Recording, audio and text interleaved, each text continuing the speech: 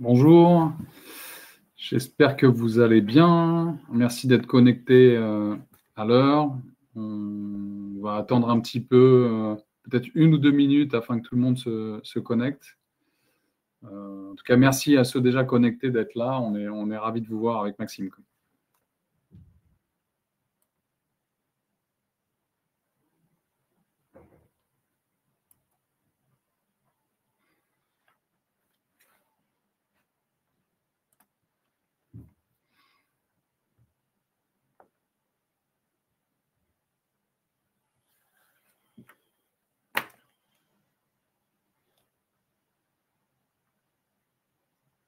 Le nombre de participants augmente tranquillement.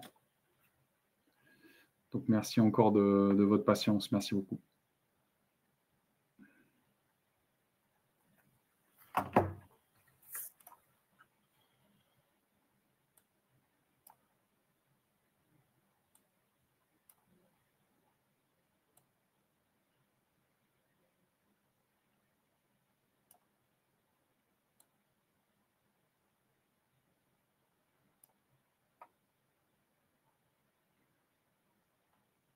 On attend encore 1 minute. Ok, on démarrera entre 11h02 et 11h03. On peut peut-être démarrer avec cette première image. Il est 11h02, donc merci à toutes et à tous d'être là. On est ravis de vous accueillir avec Maxime. Bienvenue dans notre vol United Airlines pour UNA. On est aujourd'hui là pour vous représenter donc, la présentation qu'on a fait au Printemps des études cette année, donc il y a à peu près 2 semaines, qui a eu un grand succès, puisque la salle était comble. On a dû, malheureusement, pour des raisons de sécurité, refuser des gens. Donc, on l'a refait en webinar. On est content qu'il y ait autant de gens inscrits. Il y avait plus de 90 personnes inscrites. Donc, on est vraiment ravis de ce succès, ravis de vous présenter nos business cases, nos parties pris sur les UEA, changement de paradigme. On va vous présenter beaucoup d'exemples, beaucoup de business cases et un petit peu comment aujourd'hui, nous, chez Touluna, on rend les études plus rapides et plus utiles quand on parle d'UEA. Donc, votre équipage, puisqu'on prend l'image du vol et on va décoller, aujourd'hui, donc, je suis Renaud Roufiac, je suis directeur commercial chez Touluna. J'y travaille depuis maintenant quasiment 15 ans et j'ai une forte expertise sectorielle, tout ce qui est cosmétiques, soins, santé et food. Et je suis accompagné de Maxime. Et donc, moi, je suis le copilote de l'avion. Merci, Renaud. Donc, moi, je travaille avec Renaud au quotidien et je suis directeur des études sur la verticale CPG, FMCG, voilà, tout ce qui est grande conso, cosmétique, beauté, luxe. Voilà, et je vais vous accompagner avec Renaud sur ce vol. Donc, je vais vous demander d'attacher vos ceintures, de ranger vos idées préconçues devant votre siège. Et on va pouvoir décoller ensemble sur ce vol de 45 minutes à peu près. Donc, assez classique, mais important, une toute petite présentation officielle. On vous rassure, on ne va vraiment pas passer du temps sur ces slides, mais c'est important puisque certains connectés ne nous connaissent pas beaucoup. Donc, qui est le groupe Touluna? Aujourd'hui, Touluna, donc pour rappel, en 2014, Touluna a racheté Harris Interactive. Donc, nous, avec Maxime, on est des natifs Harris Interactive. 10 ans après, 2024, Touluna aussi fait une joint venture quelque part avec Metrix Lab. Et 2025, on a un nom unique qui est Touluna, donc qui regroupe les équipes Metrix Lab, Harris Interactive, mais aussi Kurun Data en Chine et GutCheck aux États-Unis. Notre positionnement, il est sur 4 piliers. Je vais commencer par celui en haut à droite, puisque certains le connaissent probablement. C'est une plateforme propriétaire. Aujourd'hui, on est capable, avec Touluna Start, de vous proposer des études en do-it-yourself ou assisted do-it-yourself, où vous êtes autonome pour gérer vos études et interroger notre panel propriétaire. Notre panel propriétaire, qui est en bas à droite, il est mondial. C'est un des plus importants au monde, 79 millions de membres. Vous avez accès à plus de 70 pays avec nos panélistes. Sur le côté gauche, on est plutôt sur l'expertise research associée à la technologie et au panel, puisqu'aujourd'hui, quand on parle d'UEA, vous le verrez dans les business cases, on a des outils un peu packagés où on a des solutions complètement ad hoc. On adapte en tout cas nos solutions d'UEA à vos problématiques. Et c'est vraiment notre parti pris aujourd'hui, c'est de vous dire que c'est d'abord la problématique business qui va driver la construction du protocole. Le petit point sur la couverture de nos marchés, on a parlé de 29 marchés, 75 bureaux, 2600 collaborateurs, mais c'est surtout important, ce slide, pour vous mentionner et vous préciser qu'on a une R&D en Israël, pardon. On a 80 personnes en Israël qui travaillent notamment sur tout ce qui est développement de la plateforme et 20 spécialisés sur l'intelligence artificielle. Et ça, c'est important puisque tous les outils qu'on va vous montrer sont notamment développés par des gens qui appartiennent au groupe Tuluna, qui sont en Israël et qui travaillent dans le lab IA depuis plus de 5 ans. Donc, ce sont des solutions internes, éprouvées, et tous les business cases qu'on va vous présenter sont des solutions qu'on a réalisées, évidemment. Alors, pourquoi vous parler d'UEA aujourd'hui? Alors, beaucoup d'entre vous en ont déjà fait, et on a voulu symboliser un petit peu le type de mots, en tout cas au niveau du crâne, que ça peut proposer. On sait aujourd'hui que les UEA sont longues. Déjà, pour travailler sur un questionnaire d'UEA, c'est 2, 3 semaines, 1 mois. On sait que c'est souvent coûteux. On sait que les terrains peuvent être longs, que l'activation est longue et que derrière, finalement, il faut 6 mois quasiment pour la rendre opérationnelle. Donc, on a de la frustration. On manque d'agilité aujourd'hui. Certains pays ne peuvent pas être couverts parce qu'on ne peut pas faire du online ou parce que les cibles sont trop rares. Donc, on dépense beaucoup, mais on considère que les UEA aujourd'hui ne sont pas assez exploités. On est un peu dans un manque de concret, manque d'activation. Donc, notre ambition aujourd'hui, c'est de vous rendre un peu dans cet état après ce petit webinaire. Donc, on a gardé, c'est vraiment que vous soyez rassurés, sur nos capacités à faire des UEA, parce que c'est un sujet qui nous passionne dans le groupe depuis plus de 25 ans. Avec Maxime, on a au minimum 15 ans d'expérience sur les UEA. Les protocoles ont énormément évolué. On a suivi les protocoles, on les a adaptés, et aujourd'hui, on a des nouveaux protocoles. On met évidemment de la technologie dans les protocoles UEA et beaucoup d'intelligence artificielle. Et on a révolutionné les livrables, puisque le rapport de 200 slides existe toujours. Mais bonne nouvelle, on a aujourd'hui des livrables qui peuvent vraiment vous simplifier la vie et vous rendre l'UEA beaucoup plus concrète. Alors, pourquoi on vous parle du UEA? Effectivement, je pense que dans l'Assemblée ici, vous êtes connectés, vous avez pas mal de personnes qui travaillent dans l'innovation, dans la R&D éventuellement, dans certains groupes. Donc l'UEA, effectivement, c'est la boussole de l'INO. Ça vous permet effectivement d'anticiper les marchés futurs. Sans UEA, on pilote dans le brouillard, enfin vous pilotez dans le brouillard, vous innovez à l'aveugle et vous perdez surtout le lien avec les consos, ce qui peut conduire à des retards de vol ou carrément un crash. Donc c'est vraiment important aujourd'hui de vous redonner un petit peu l'importance des UEA. Et on vous a pris quelques exemples sur des secteurs qu'on connaît bien avec Renault. Nous, on travaille surtout sur la grande conso et les cosmétiques. Donc là, on vous a remis quelques exemples d'innovation et d'événements effectivement sur ces marchés-là qui ont fait évoluer les besoins, les attentes des consos. Donc ça peut être lié à des nouvelles contraintes légales. Ça peut être lié à un contexte macroéconomique, sociétal qui bouge sans cesse. Et en ce moment, on est en plein dedans. Mais ça peut être aussi lié à des innovations qui viennent de vos concurrents ou qui viennent de votre propre entreprise, etc. Donc là, on vous a mis quelques exemples sur le marché des beautés cosmétiques, donc avec des routines minimalistes qui sont apparues après le Covid, la culture dupe qui s'installe de plus en plus avec ce split entre l'ultra masse et l'ultra premium qui stretch de plus en plus.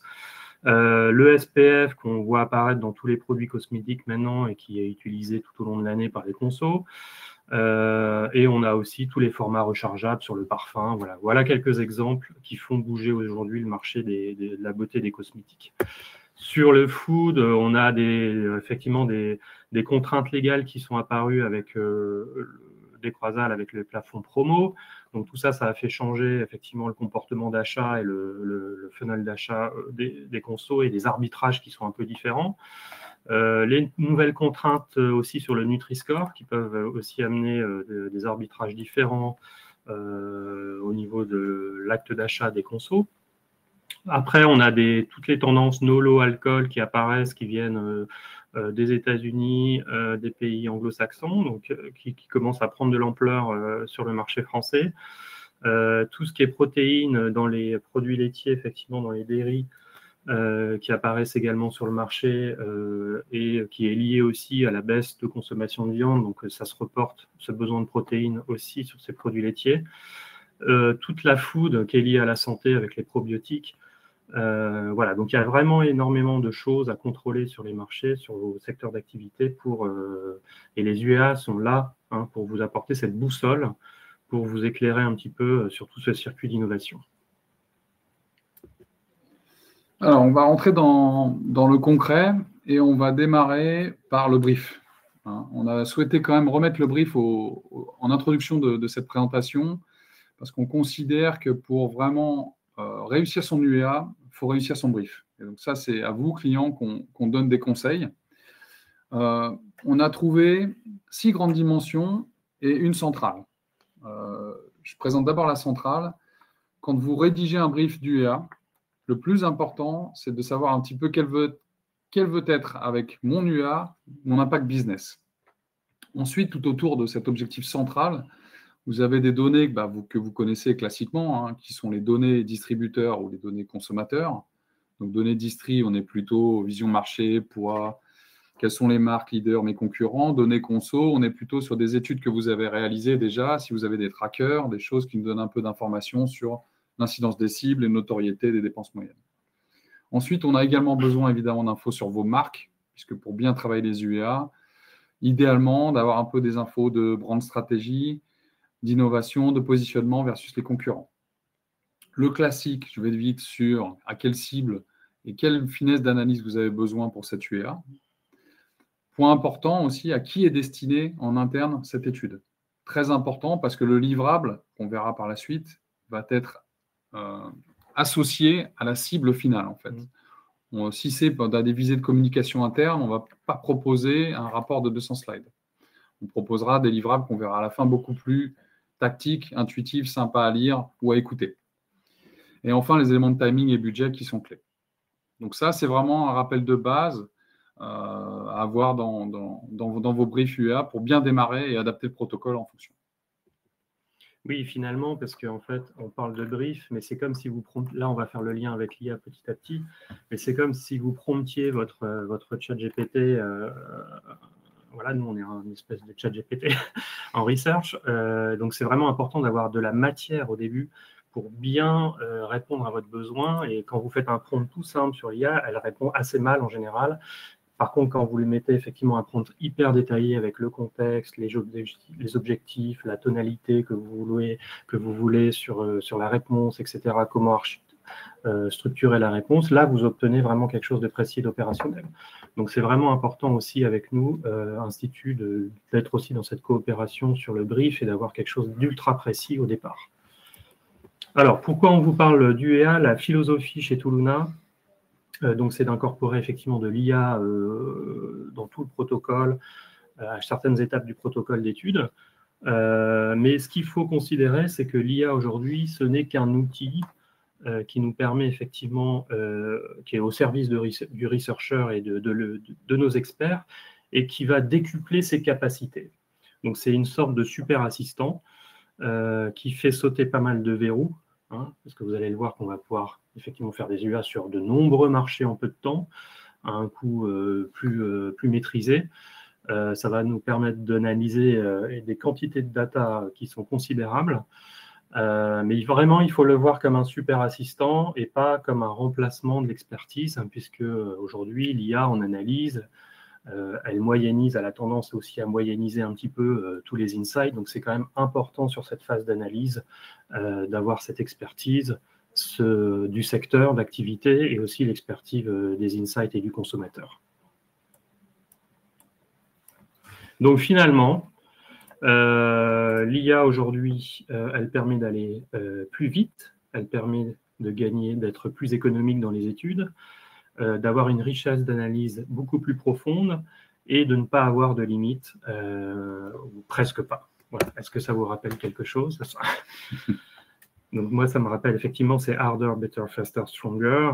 On n'a pas mis la musique parce qu'on n'a pas réussi à le mettre, mais voilà, on est un peu dans cette idée-là.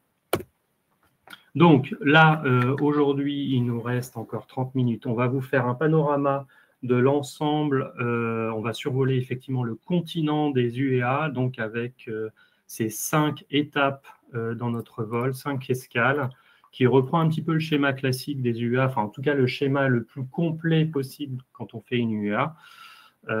Donc la partie exploration, où là on va faire effectivement une desk research, et vous allez voir que l'IA va être hyper puissante sur cette étape-là pour aller recueillir l'ensemble des données du marché. L'approfondissement, en général, on démarre souvent une IA aussi avec une phase qualitative qui permet effectivement d'approfondir les mécanismes mentaux des consommateurs sur une catégorie de produits donnés. Donc là, vous allez voir qu'on a des outils qui nous permettent de faire sauter pas mal de verrous sur le nombre de pays qu'on peut exploiter en quali. La mesure, donc avec la partie quantitative, l'incarnation sur la partie segmentation et aussi des données un petit peu d'auto-ethno qu'on va voir ensuite. On a quelques outils là-dessus. Et la partie activation, donc la partie livrable, entre guillemets, où là, on va intégrer effectivement un petit peu d'IA aussi pour la méta-analyse, mais également pour vous délivrer des choses, des livrables un petit peu plus retravaillés sous format vidéo, podcast, etc. Donc, pour pouvoir diffuser aussi vos résultats en interne dans vos organisations de manière un peu plus large. Ok, donc merci Maxime pour ce plan de vol. Donc là, on va attaquer le concret. Si vous avez des questions, n'hésitez pas à les mettre dans le chat.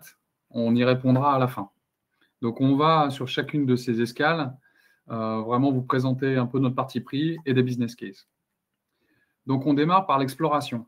Donc, l'exploration, en 2017, on avait présenté au PD, on avait eu un trophée pour une étude où on avait fait une desk research, c'est-à-dire une recherche sur un marché spécifique pour le fromage, en faisant une desk research classique, avec des experts quali qui nous avaient fait de la documentation sur tout ce qui était trouvé sur le net.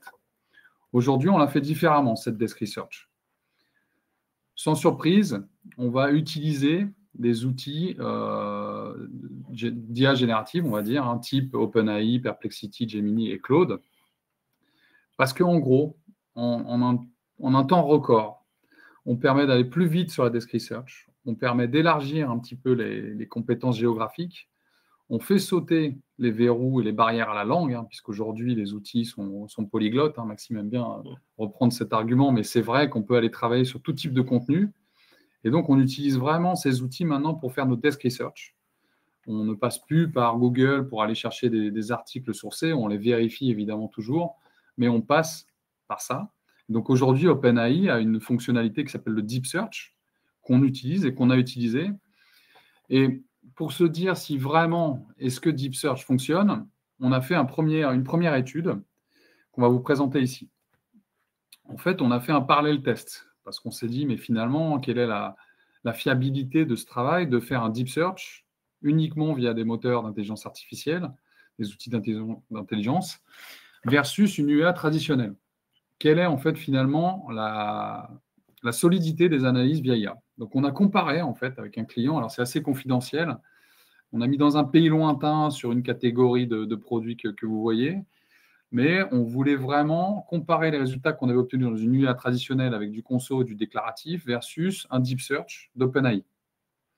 Et en fait, finalement, on s'est aperçu que dans un délai et un investissement qui était beaucoup plus raisonnable par rapport à l'UA traditionnelle, on a quasi obtenu les mêmes résultats. Je dis quasi parce que quand on fait du deep search, on n'est pas capable d'avoir des pourcentages. Ça, c'est important pour vous d'avoir ça en tête. C'est-à-dire que si vous voulez des pourcentages associés à des pratiques, à des attentes, à des comportements, il faut passer par des questionnaires quanti plus traditionnels. Aujourd'hui, les outils ne sont pas capables de vous reporter des pourcentages comme on peut avoir dans un quanti. Par contre, ce qui est assez puissant, c'est qu'on a demandé une segmentation via Deep Search et que la segmentation était assez proche de ce qu'on a obtenu. Donc aujourd'hui, un Deep Search est capable de vous générer une segmentation avec des groupes hétérogènes et homogènes au sein des groupes et de générer des ID cards. C'est quelque chose qu'on a éprouvé et qui était assez en ligne avec la segmentation obtenue par le quanti de manière plus traditionnelle. Donc on a réussi avec ce travail de parallel testing de prouver qu'une Deep Search OpenAI était quasi identique à quelque part une UEA traditionnelle. Donc on peut faire les deux. Ou on peut ne faire uniquement qu'un desk research, sachant que vous n'aurez pas de pourcentage en parallèle. Ça, c'était le parallèle test. Et deuxième business case qu'on a présenté lors du PDE, c'est une étude qu'on a faite pour AXA. On peut citer AXA puisque grâce à cette étude, on a eu 3 trophées. 2 trophées au marketing, un Trends and Foresight et Data IA, et un autre au trophée Syntec qu'on a eu au printemps des études. Le point de cette Deep Search était de travailler sur le vieillissement des populations, puisque je crois que c'est en 2050, on aura une personne sur 6 qui aura plus de 60 ans. Donc on est vraiment sur des tendances importantes. On va travailler sur la santé, la dépendance, la transmission et les retraites. On peut imaginer tout type de sujet, que ce soit lié à l'assurance ou à d'autres, du service, de la grande conso. Et on voulait justement faire un focus dans 16 pays différents. Donc là, je vous laisse imaginer quand on fait une desk research sur 16 pays entre les problèmes de langue et de temps, on a réussi quelque part, par rapport à une desk research traditionnelle, à faire moitié moins en temps. Et ça, c'est énorme puisqu'il y avait des enjeux de délai. En termes de qualité, on a réussi avec cette Deep Search à générer 16 rapports d'une centaine de slides sur ce thème du vieillissement, pour vous montrer un peu la puissance de l'outil. Et point important, on a réussi à rendre activable en fait cette Deep Search, puisqu'on a tout de suite vu par pays des leviers de différenciation pour AXA, comment ajuster les messages en fonction de la culture et des enjeux de vieillissement dans chaque pays. Donc ça fonctionne. On peut vous en parler si vous avez besoin de plus de détails sur ces méthodos, mais en tout cas en desk research, aujourd'hui, voilà, on passe beaucoup par des outils de LLM pour aller travailler et recueillir de la donnée. Évidemment, il faut que les sujets soient bien documentés, bien référencés, puisque tout ce qui est source pour fiabilité va être clé dans cette étape. Ce qui est important de préciser, c'est que ce n'est pas magique. Il y a énormément de personnes qui ont travaillé sur ce dossier et ça demande quand même beaucoup d'investissement humain et d'expertise pour aller chercher l'information, pour aller faire le prompt qui va bien, faire des allers-retours avec l'IA et aussi pour synthétiser l'information, parce qu'on a énormément d'informations en sortie. Donc, il faut aussi la rendre activable par rapport à vos problématiques. Alors, on va passer sur la deuxième escale, approfondir. Donc là, on est plutôt sur les phases qualitatives d'une UEA. Donc, on va vous présenter 2 solutions qu'on utilise aujourd'hui chez Touluna. Donc, l'IA conversationnelle et Group Chat, qui est une sorte de focus group qu'on va voir après. Donc, sur l'IA conversationnelle, alors bon, là, c'est vrai que c'est un client qui témoigne effectivement sur sa dernière étude d'IA conversationnelle. Donc, l'IA conversationnelle, effectivement, c'est un outil assez puissant. Aujourd'hui, nous, on l'exploite. Donc, c'est des entretiens individuels. Ça remplace l'entretien individuel. Aujourd'hui, on l'exploite en interrogeant des vrais consos. Donc, c'est des consos issus de Touluna, enfin de nos panels. Et on l'exploite de manière vocale. Donc, en fait, les personnes, aujourd'hui, il y a des outils, il y a des partenaires qui, effectivement, ou des concurrents qui proposent des solutions où vous pouvez avoir du IA conversationnel, mais c'est du texte uniquement.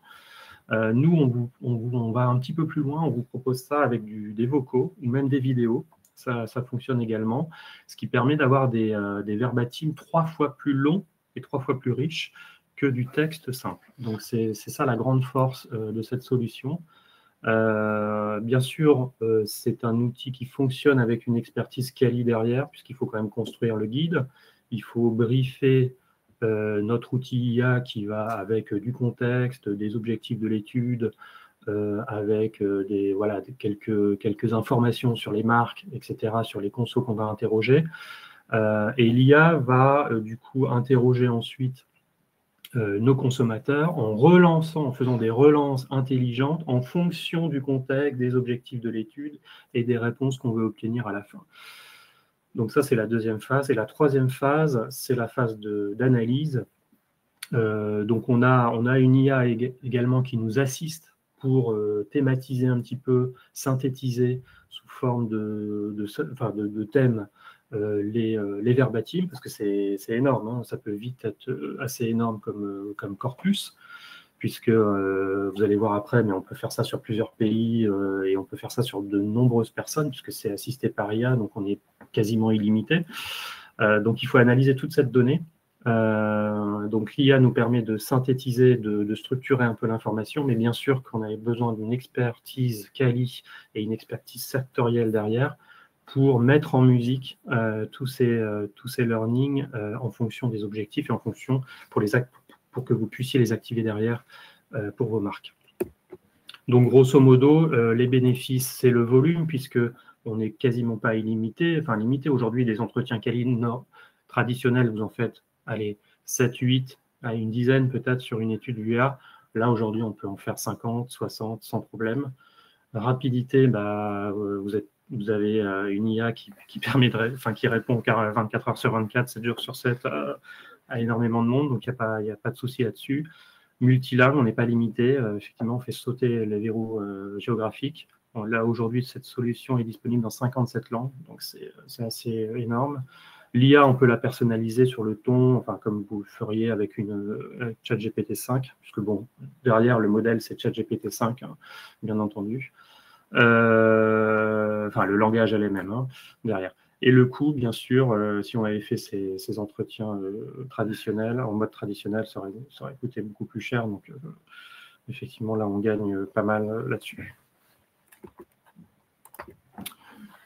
Ensuite, on a une autre solution qu'on voulait vous présenter ce matin, c'est Group Chat. Donc, Group Chat, on va un petit peu plus loin dans l'IA, puisque là, on va créer des personas. Donc, on va créer à partir d'une segmentation qu'on aura fait soit dans le quanti, soit dans un précédent quanti, soit vous avez déjà une segmentation que vous voulez exploiter, soit on l'aura faite par le deep search au préalable. Donc là, on va générer en fait des personas. Donc on va lui dire, bah voilà, en gros, mes consommateurs, ils se divisent en 8 groupes. Ce groupe-là, il a plutôt telle attitude, tel profil socio-démo, etc., tels usages de cette catégorie-là. On fait ça pour les 8 groupes de votre segmentation. Donc on décrit très précisément. Plus on est précis, mieux c'est, hein, bien sûr, c'est toujours pareil. Donc plus on lui donne de détails, mieux c'est. Il nous crée ces 8 personnes. Et ensuite, donc un peu comme la solution précédente, on va briefer notre IA qui va être notre super modérateur en fonction du contexte de l'étude, des objectifs, etc. Enfin, un peu comme la précédente solution. Et là, donc c'est en mode focus group. Donc les personas, on va les inviter sur une plateforme et elles vont discuter entre elles avec l'IA qui va les relancer en fonction, toujours pareil, des objectifs et du contexte de l'étude.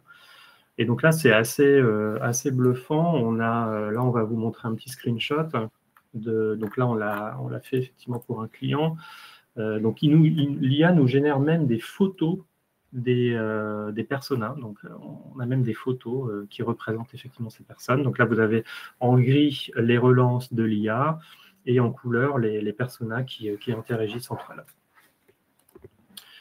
Donc là, on a un petit case study aussi qu'on a fait qu'on voulait vous présenter pour vous montrer qu'on a des solutions, mais on les a éprouvées aussi, ces solutions, avec des clients qui sont très satisfaits notamment sur cette solution-là, qui est donc là, c'est basé sur l'IA conversationnelle, donc c'est pour une marque de cosmétiques qui cherchait effectivement à identifier les leviers pour redynamiser sa marque, qui était un peu en perte de vitesse. Donc là, on l'a fait sur 2 pays. Donc l'idée c'était d'identifier les freins à l'usage sur 2 marchés, skincare, make-up. Donc là en plus on a fait deux modules, deux modules différents, fois 2 pays, donc 4 groupes d'entretien. On a fait ça, on a réussi à faire des insights en 3 semaines. Alors le terrain est beaucoup plus court, hein, bien sûr. On peut faire le terrain en 24 heures, 48 heures. Hein. Mais après, derrière, il faut quand même exploiter la donnée, il faut faire un rapport, etc. Donc ça prend un peu de temps parce que c'est là où on met la couche humaine en plus. Donc effectivement, on a d'autres sociétés qui vous vendent des solutions en 24 heures, 48 heures, mais c'est que le terrain en fait. Derrière, il faut quand même, nous, on apporte l'expertise aussi derrière pour que ce soit plus exploitable pour vous. Donc, L'idée, effectivement, on a gagné du temps puisqu'on a mené l'étude en 3 semaines versus à peu près 2 mois. On aurait pu le faire, je pense, de manière plus traditionnelle. On a eu un volume de données important parce qu'on est sur des solutions mass-qual. Hein. Donc, on a interrogé 320 personnes en mode quali. Donc, je vous laisse imaginer le nombre d'enquêteurs qu'il aurait fallu pour arriver à ce résultat-là.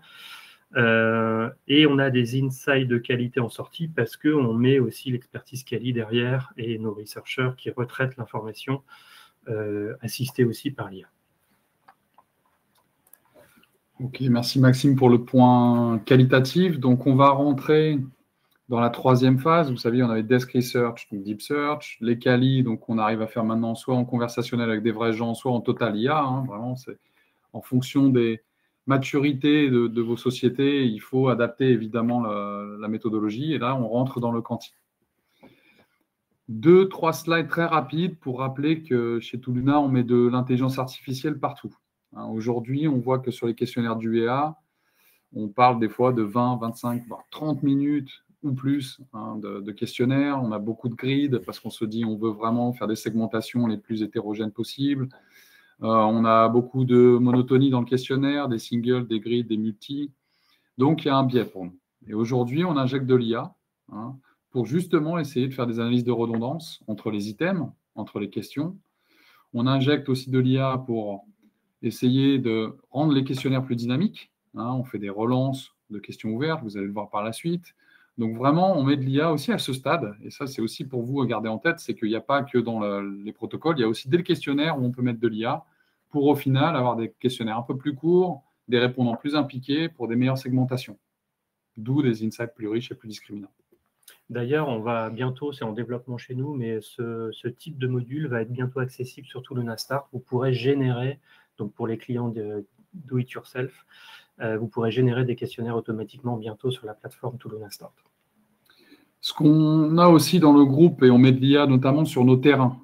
Donc là, je vais très vite, mais globalement, quand on a des terrains quanti chez Touluna, vous avez quand même des checks qui sont automatiquement faits par IA. On va évidemment les checks classiques de rapidité de réponse, straight liners, des gens qui filent tout droit sur les grids. On a aussi maintenant du check dans les questions ouvertes où l'IA va nous permettre de détecter si on est sur une bad open-ends ou un vrai répondant qui a répondu bien. Donc, on contrôle le terrain aussi. Et là aussi, il faut s'assurer qu'on met de l'IA pour garantir qu'une UA va être vraiment de qualité. On parlait d'enrichissement des QO. Et ça devient presque un basique. C'est accessible également sur la plateforme Touluna Start. On a aujourd'hui une IA qui est capable de relancer les QO. C'est-à-dire que là où avant, on était un peu frustré, qu'est-ce que vous pensez de ce concept? Qu'est-ce que vous pensez de ce pack? Qu'est-ce que vous pensez de ce produit, tout simplement? C'est bien, ça donne envie. Aujourd'hui, en travaillant un petit peu sur des relances précises, on arrive à avoir 45% de verbatim en plus avec des relances automatiques par l'IA. Et ça, il faut le demander impérativement quand vous faites des terrains quanti sur les QO, parce que ça va nous amener de la richesse. Donc, c'est quelque chose aussi qui existe et qu'il faut avoir en tête quand vous faites vos UEA avec des QO. Toujours, là, on passe un peu après le terrain, on va passer un petit peu plus sur des choses de type data processing. On en a beaucoup parlé, mais voilà, le boost synthétique, pour ceux qui ne connaissent pas encore, c'est une manière de zoomer sur une population sur laquelle les bases statistiques sont trop faibles. C'est-à-dire qu'aujourd'hui, dans un échantillon de 1000 inters, on peut avoir des sous-cibles qui sont des fois à 50, 60 interviews, sur lesquelles on se dit, mon analyse de driver, de corrélation, voire certaines analyses stats ne sont pas possibles parce que ce n'est pas stable. Donc, on a aujourd'hui, avec nos équipes de DP et de statisticiens, développé Harmonize Boost, qui justement va extrapoler les données de ces petits échantillons pour zoomer, les transformer en une base beaucoup plus robuste et aller faire des analyses sur ces gens-là. Et ça, c'est faisable sur des études que vous menez, mais aussi sur des anciennes études. C'est-à-dire que si sur une ancienne UEA, vous n'avez pas réussi à avoir un focus sur une sous-cible à cause d'une base trop faible, vous pouvez nous demander d'aller recreuser les données et de refaire des analyses. Ça, c'est possible de faire en postérieur par rapport au terrain. L'incarnation. Donc ça, c'est un point super important et qui est quasiment aujourd'hui celui qui est le plus simple à mettre en œuvre, je veux dire. on est vraiment sur de l'IA is everywhere. Et où est-ce qu'on le met aujourd'hui? Et ça, c'est vraiment ultra important de vous dire que c'est facile à mettre en place. Sur les UEA, aujourd'hui, on met de l'audio. Parce qu'on l'a vu déjà avec Maxime, hein, on a vu que l'IA conversationnelle avec des vrais gens, hein, les gens qui mettent des vocaux, est beaucoup plus puissante que du rédactionnel. Donc vraiment, on recommandera dans une UEA d'intégrer de l'audio. On a des modules très simples. Hein, dans le questionnaire, on a un module audio. Alors au PDE, on vous a écouté un petit verbatim audio, mais c'est beaucoup plus riche que ce que vous pouvez avoir en rédigé. On a même un peu d'émotionnel. Et aujourd'hui, avec l'IA, on est capable d'avoir un transcript en temps réel de l'audio. Donc, techniquement, à la fin de votre terrain, tous les fichiers audio MP4 partent dans notre IA et vous avez la transcription automatique des questions ouvertes audio. Donc ça, c'est assez magique. Et pour illustrer des présentations, on l'a fait récemment avec Maxime sur une UEA, sur des produits Lavant, on avait intégré des questions ouvertes audio. Le second point, c'est l'image. Hein. Le poids de l'image aujourd'hui dans les UEA, il est super important parce qu'on va représenter un petit peu ce qui se passe chez les consos. Et ça, aujourd'hui, avec le mobile, c'est très simple. Hein. Dans nos questionnaires, on a ce qu'on appelle des modules d'upload. Donc là, on a mis un petit screenshot d'une UEA autour des repas, du snacking. Mais qu'est-ce que vous mangez vraiment? Plutôt qu'une liste très longue sur tout ce qu'on peut manger, on a demandé aux gens de nous prendre des photos. Et ensuite, l'IA, justement, va regrouper par thème les plats et faire des analyses beaucoup plus rapides que ce qu'on aurait pu faire si on avait dû traiter ça humainement. Et enfin, la vidéo. Et la vidéo, on va vous montrer le cas par la suite. On est capable aujourd'hui de faire des UEA basés uniquement sur de la vidéo. Et quand je dis uniquement sur de la vidéo, c'est-à-dire qu'on n'a plus de déclaratif. Et ça, c'est une vraie innovation. C'est une étude qu'on a menée récemment avec les équipes de Maxime, où je vais présenter le business case, mais l'IA, par exemple, on a travaillé sur des produits ménagers. L'IA, aujourd'hui, est capable de faire quoi? Elle est capable de transcrire ce que les gens disent. C'est-à-dire, comme sur une QO audio, on va avoir une transcription de ce que les gens répondent. Ici, pour des raisons de confidentialité, je me suis mis moi, mais en gros, je parlais en décrivant comment je faisais le ménage de la cuisine. Ensuite, pour des raisons de communication, notre client avait besoin d'avoir des verbatims en anglais. Les IA, aujourd'hui, sont capables de vous traduire automatiquement les transcripts audio. Hop, ça s'était fait automatiquement. Et enfin, vous avez une description. C'est-à-dire, quand vous voulez savoir si les gens utilisent quel produit, est-ce qu'ils sont accroupis debout, ce que la personne ne va pas décrire à l'audio, vous avez une description par l'IA. Est-ce qu'on utilise le côté vert ou jaune de l'éponge, typiquement, des choses très précises, quel est le format du plan de travail, etc., donc, qui seront également faites par l'IA, et tout ça est transcrit, généré automatiquement, et on envoie ça au client. Et cette étude, notamment qu'on a réalisée, qui s'est terminée il y a quelques mois, on l'a présentée au Trophée des études. On a eu le trophée or dans la catégorie Innovation et Insight, puisqu'on l'a fait, cette UEA, avec 0 questionnaire. Hein. On a fait une UEA basée uniquement sur de l'analyse de vidéos. On a recueilli plus de 320 vidéos de personnes nettoyant leur cuisine ou leur salle de bain.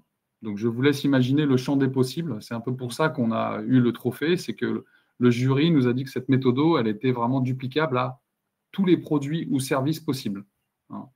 Donc, c'était très simple à mettre en place. On a fait un pilote pour valider la méthode, pour valider les angles de vue. Les répondants ont été ultra naturels. C'est une des questions aussi que le jury nous a posées en demandant mais est-ce que, au final, les gens ne se mettent pas dans un jeu de rôle? Et en fait, non, parce qu'on a vu des gens chez eux allumer juste leur smartphone. On avait acheté une ventouse qu'on leur avait donnée qui permettait justement aux gens de poser le smartphone, leur laisser le temps libre pour faire leur ménage et ensuite arrêter le smartphone.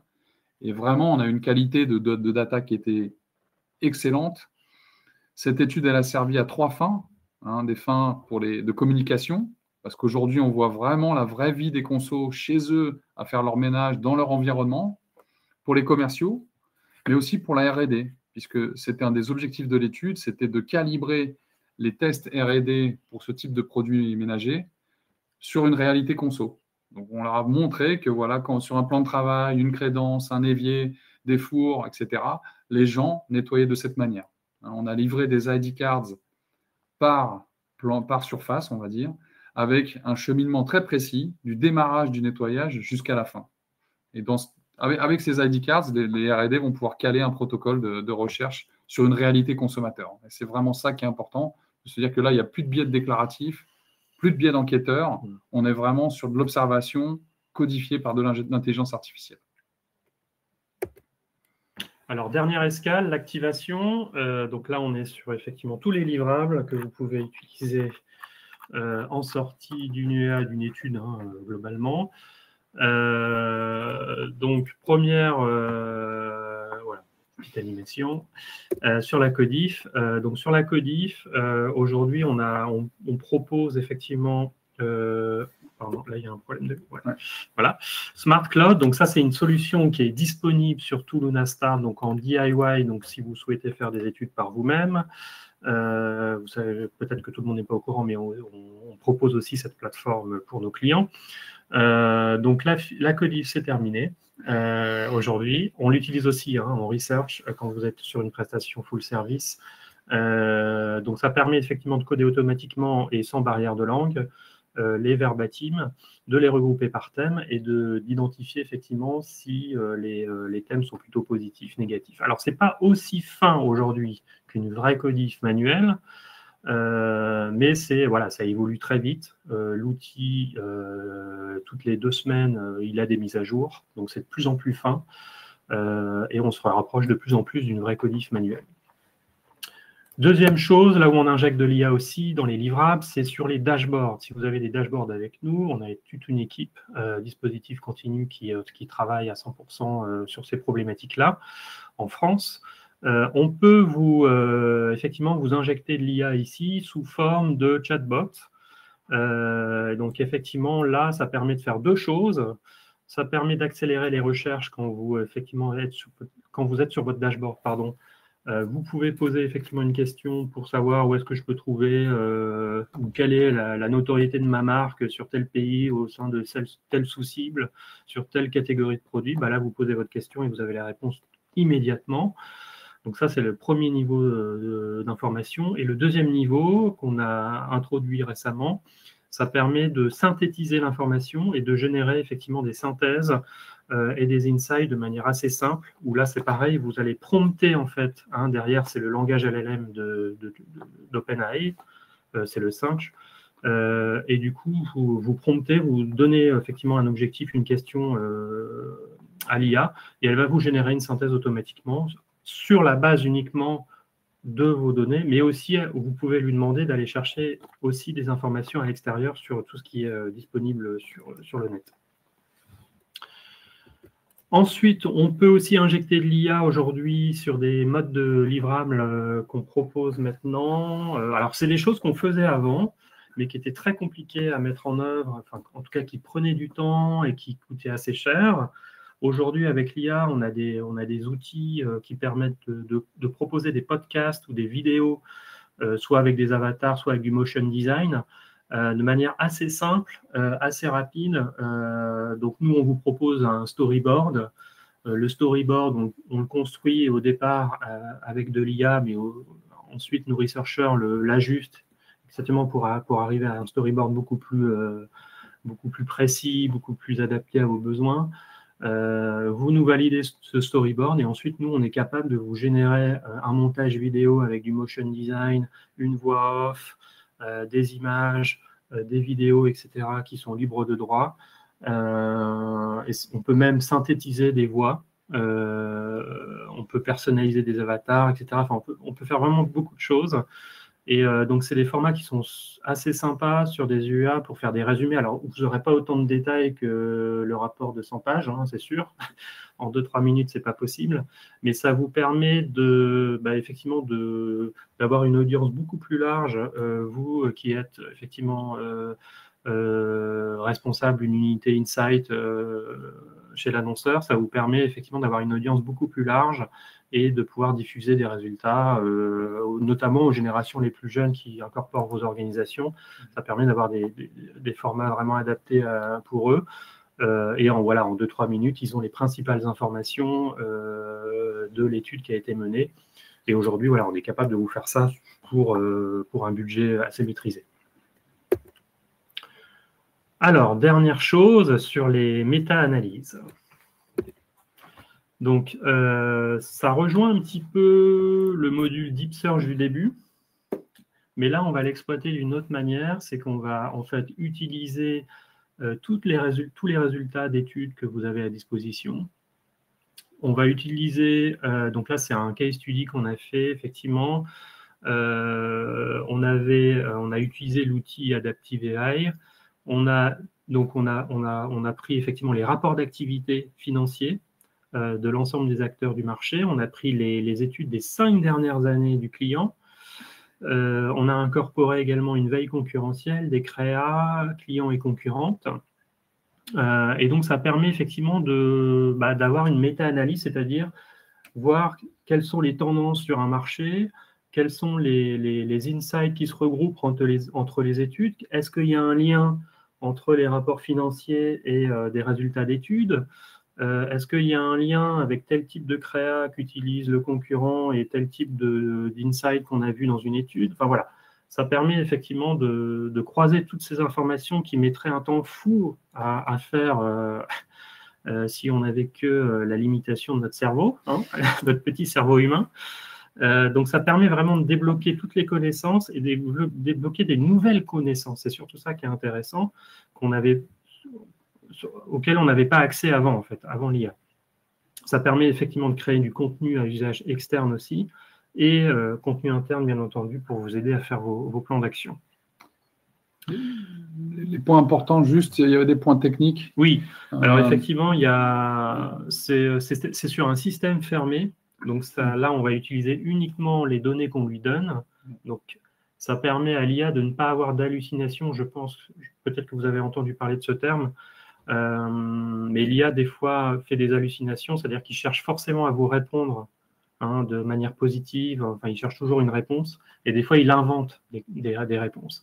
Donc là, c'est important de voir que là, on est sur un système fermé, donc qui est confidentiel, hein, bien sûr. Ces données ne sont pas disponibles pour d'autres personnes. C'est multisource et c'est plus puissant qu'un Knowledge Center, c'est-à-dire qu'on va utiliser vraiment les fonctionnalités avancées d'OpenAI pour ce type de solution. Voilà, on a terminé notre voyage. Donc, on vous propose une dernière slide pour synthétiser ce qu'on s'est dit. Hein. C'est qu'on est vraiment en pleine révolution. On sent que notre métier est transformé. On sent aussi qu'on a toujours besoin de nous. Je crois que c'est important quand même de le dire parce qu'il faut tester impérativement toutes ces solutions avant qu'on crée des personas. Bah voilà, il faut les checker, il faut voir un petit peu comment elles répondent sur des données réelles avant de se lancer. Donc, l'humain a toujours sa place. Mais on a quand même des contraintes géographiques qui sont levées. Hein. Vous avez vu le business case sur l'alcool, qui était vraiment réalisé dans un pays où on aurait eu du mal à avoir des infos, à faire un terrain. On n'a plus de barrières géographiques. On est capable d'interroger des cibles rares, donc que ce soit des gens très âgés, des gens très fortunés, des professions, des professionnels de santé. On peut vraiment aller très, très loin sur la capacité à interroger des gens via des personas synthétiques. Les timings et les budgets sont bien évidemment optimisés. Alors oui, ça coûte toujours parce qu'on est sur des solutions hybrides, pas automatisées. On a besoin de l'humain pour faire un guide d'animation, on a besoin de l'humain pour faire de la synthèse. Mais en tout cas, on arrive à générer des économies. Les analyses sont beaucoup plus profondes, c'est ce qu'on voit. Et puis, on a vu le dernier exemple avec le meta-learning. On est capable d'absorber une quantité de documents très, très importante. Et les nouveaux livrables, vous voyez, on est sur des livrables qui existaient, où on injecte de l'IA pour encore aller plus vite, être plus rapide et plus impactant. Donc, on arrive aujourd'hui à vraiment révolutionner les UEA. On continue avec certains clients à faire des UEA traditionnels et on injecte à petite dose de l'IA. Parce que voilà, en fonction de la maturité des business, et ça, c'est vraiment très important à garder en tête, certaines sociétés sont prêtes ou pas encore totalement prêtes à switcher totalement sur un full IA de discussion de persona entre elles. Donc, dans ce cas, on ira basculer sur une formule où il y a plus du consumer, du conso au centre du jeu, animé par des outils conversationnels d'IA générative. Donc voilà, on espère qu'on a débordé de 4 minutes, c'est raisonnable. On espère que vous êtes toujours là et inspirés. Donc, il y a eu quelques questions dans le chat. Alors, concernant les vidéos ou l'audio, est-ce que l'IA serait capable de reconnaître des tonalités de voix et de déceler quand quelqu'un est sarcastique, par exemple? Alors ça, on est capable de… Sur l'audio, pas encore. Et donc, c'est vraiment notre parti pris sur tout ce qui est IA. On préfère être honnête. Et donc, dans les transcripts audio qu'on a aujourd'hui, on est sur un transcript sans tonalité. Vraiment, on décrit la voix. Donc, on n'est pas encore dans une mesure émotionnelle. Par contre, on est capable de savoir si le répondant joue ou ne joue pas le jeu. Et c'est pour ça que dans les vidéos et avec les voix, on a dégagé certains répondants. Donc, on sur-recrute souvent en se disant, bah, là, la réponse est soit pas cohérente, soit le transcript de l'IA n'est pas non plus fiable. Mais en tout cas, on n'est pas encore dans l'émotion à travers de l'audio. Ça pourra venir, mais il faut que les modèles travaillent un peu. Après, les outils évoluent vraiment extrêmement vite. Et voilà, tout ce que je disais tout à l'heure, c'est que toutes les 2 semaines, il y a des mises à jour. Donc, effectivement, ça peut apparaître rapidement. On a une question aussi sur est-ce qu'on peut interroger tout le monde via, par exemple, des personas? Nous, on considère que non. On considère qu'il y a des pays où déjà c'est compliqué. On peut parler de la Chine, globalement, où c'est assez contrôlé. Et on ne recommandera pas à date de forcément faire des personas synthétiques sur la Chine, où on va passer par DeepSeek. On sait qu'il y a du contrôle et on sait qu'il y a des biais. Donc, on ne peut pas interroger tout le monde, de même que des cibles qui ne seraient pas très documentées, c'est-à-dire sur lesquelles il n'y a pas de source, ni Wikipédia, ni des articles de presse, ni des articles de fond. On ira avec précaution sur de l'interrogation au sein de personnages synthétiques. Par contre, on peut aller sur des cibles rares. On l'a testé sur des oncologues ou des gynécologues. Et typiquement, sur ces professionnels-là, ça marche extrêmement bien parce que c'est fortement documenté. Vous avez des rapports de recherche médicale qui sont publiés. Vous avez énormément de contenu sur le web. Et donc, pour ce type de profil, ça marche bien. On l'a fait sur des intentionnistes d'acheteurs de voitures, d'acheteurs d'assurance. Tout ça, ça fonctionne très, très bien parce que entre les sites corporate, les sites particuliers, vous avez les réseaux sociaux, vous avez vraiment une source de données qui est énorme.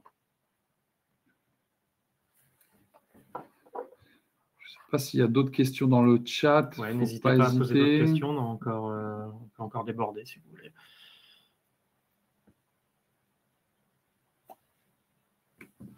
Donc, on est bientôt à l'heure du déjeuner. Donc, évidemment, les équipes sont à votre disposition pour toute question. S'il faut creuser certaines escales que vous avez vues dans cette présentation, n'hésitez pas à nous contacter. Maxime ou moi en premier lieu, ou les responsables de vos comptes qui sont chez Touluna, qui sont identifiés. On a beaucoup de choses, on n'a pas parlé de tout, on a parlé vraiment très UEA. On a encore beaucoup d'outils autour de l'IA, que ce soit des tests de PAC qui sont générés automatiquement par l'IA, des pré-tests de com aussi. On a beaucoup d'outils, donc on est ravis d'en discuter parce que toutes ces solutions, elles sont vraiment testées en amont. Donc on vous remercie de votre attention. Ouais, merci à tous et à toutes. Et on espère échanger avec vous bientôt. Bonne journée. Merci beaucoup. Au revoir.